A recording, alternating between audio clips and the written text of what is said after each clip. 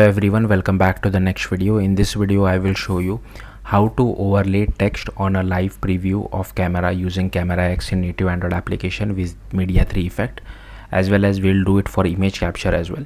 So here you can see I have my output running. I'm mirroring my device, so the output might be little bit laggy. So first I'll just give the camera permission. So okay, I have given the camera permission. Again I'm mirroring my device, so output is a bit laggy. Here you can see I'm able to see the hello text overlay. I'm just moving my camera, so hopefully you guys can see it. I'll just click a take photo. It will capture this particular photo along with the hello text as well. Now I can just go to our image to the files app where our image has been captured, and I'll just show it to you. And here you can see we get the text overlay as well for the captured image. So let's see how to do this. So first I'm using XML project, but if you want you can use Jetpack Compose as well. I mean the business logic remains more or less the same.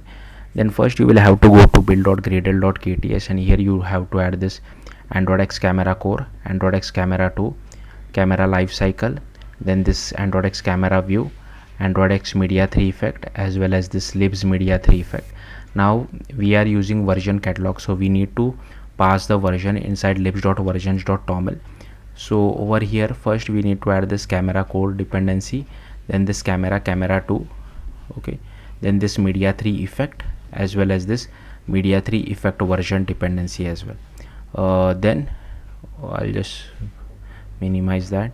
Here you have to add this 4 lines of code, this camera 2 core view lifecycle dependencies, and you also need to add this media 3 effect as well as Android X media 3 effect dependency. Now at the time of me recording this video, this media 3 is still in alpha, but if it does become stable by the time you guys watch it, make sure you use the stable version only. Now you might see a sync now button over here, so just to show it to you I'll just change the version. Here you can see sync now button. You'll have to click on it, but make sure you use at least 1.6.1 or above, whatever is the latest. Clicking on the sync now button will download the Android dependencies for you. Then you need to go to manifest, Android manifest.xml. Here you have to add this uses feature of Android hardware camera, then the internet permission, then camera permission, then the write external storage permission as well. Then you will have to go to activity underscore main, and I'll just go to the code view. So here you can see first we are displaying a preview view for which the width and height is 0 dp, and we are constraining it to all 4 sides so that it occupies the maximum width and height of the screen. And then here we have one button for which we are constraining it to the bottom of the screen, and here is our text of take photo. We are also assigning it some ID, and we are also giving it some width and height as well.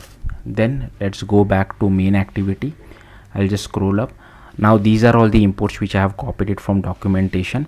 Here you can see that I'm getting some error. Now this is an Android Studio bug, so here you can see the syntax highlighting thing is coming and going. This is an Android Studio bug, so don't worry about this error which you are seeing. Again I'll simply scroll through this imports. Feel free to pause the video wherever you feel like and just copy this imports.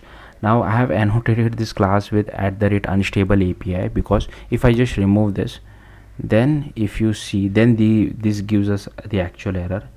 I think it is not, again Android Studio is not it's making it difficult, but typically you require this @unstable, because here you can see this has not really commented it out. My Android Studio is really messed up. It's extremely buggy. I don't know why this is happening. Again I'll just uncomment this.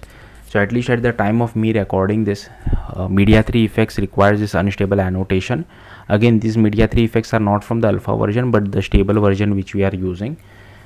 So unfortunately this is one of the quirks of Android development. So yeah, hopefully by the time you watch it, that issue is resolved and you don't require this unstable API thing. Okay, then here we have image capture. Here we have this executor service. Then here we define our preview view. Here is our button as well, and here we have this register for activity result which request multiple permission. First we assign this value as true, then we just loop over all this and make this value as false if the permissions are not granted, and if it is false we display a toast message as we just start our camera. Then inside on create we just initialize our viewfinder as well as our button, and on button click we just call this take photo. If all permissions are granted, then we call start camera, else we call request permission. Then here is our camera executors as well. Then here we have this take photo, for which we have an image capture. Then we define the simple date format. Then we define content values, for which we pass display name, mime type, and if the Android version is greater than P, then we also set the relative path. Then here we do image capture dot output file options, passing the content resolver, external content URI as well as content values. Then here we just do image capture dot take picture output options, context compat dot get main executor of comma this, and here we override just on error as well as on image saved. So in case image is saved, we just get the URI of the image, we shut down our executor, and we display a toast message as well. Then here on start camera we just define an aspect ratio strategy. Then we define a resolution selector as well. Then we do process camera provider dot get instance. Then we do camera provider future dot add listener. Here is our camera provider. Then here is our preview view, for which we set the resolution selector. Then here is our image capture also, for which we set the resolution selector, and we also set the capture mode. Then here is our camera selector, for which we are using the default back camera.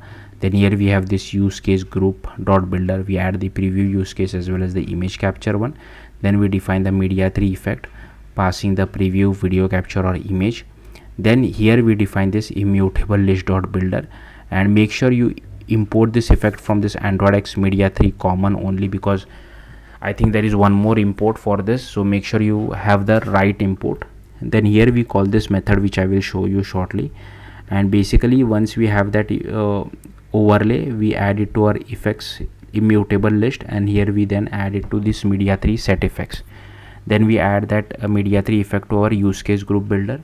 We unbind our camera, then we just do bind to lifecycle, passing this camera selector as well as our use case group builder.